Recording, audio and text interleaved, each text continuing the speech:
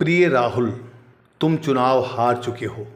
मैं नहीं जानता आत्मविश्वास से भरी तुम्हारी आंखें अब कैसी दिख रही होंगी।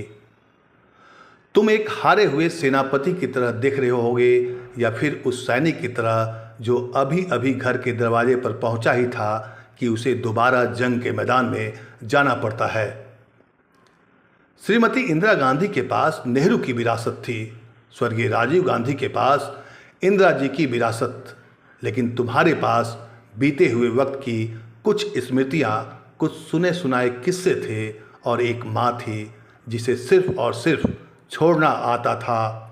पहले अपना देश छोड़ा, फिर सत्ता छोड़ी, फिर तुम्हारे प्रति वो मोह छोड़ा जो तुम्हारे दादी और तुम्हारे पिता के जाने के बाद शायद और गहरा हो गया होगा।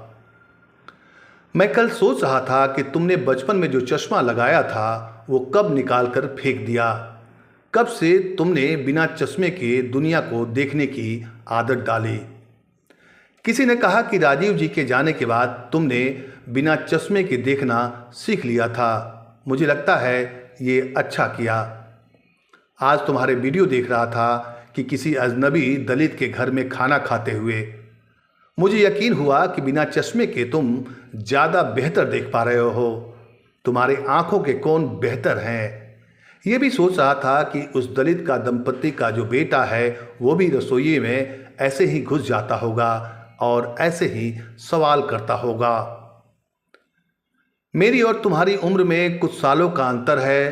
तुम मुझसे उम्र में बड़े हो। मैं अक्सर तुम्हारे और तुम्हारी सरकार के खिलाफ आग उगलता हूँ और कई बार तुम्हारे कहे, कई बार तुम्हारी खामोशियों पर गुस्सा आता है। कई बार तुम्हारे हथियार, तुम्हारे तौर तरीकों से असहमत होता हूँ, लेकिन मुझ में तुम में वो आग देखनी अच्छी लगती है जो केवल इसलिए है कि ये वक्त ऐसा क्यों है।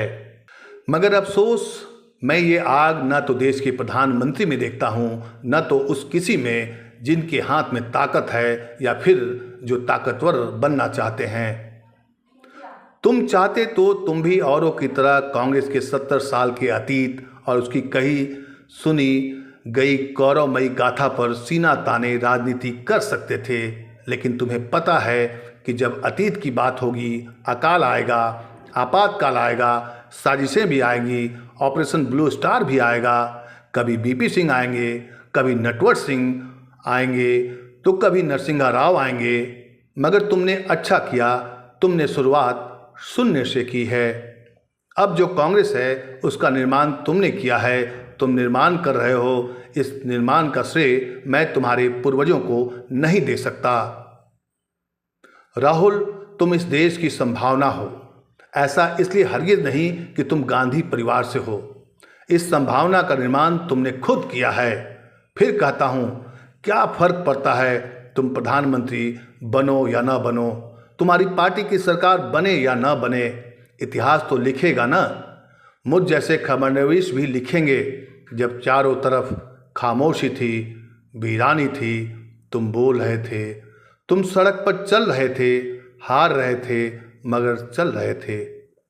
ये बातें एक युवा दूसरा युवा से कह रहा है। मैं यकीन दिलाता हूँ, तुम कभी सत्ता में रहे तो तुम्हारे खिलाफ भी लिखूंगा। आवेश तिवारी।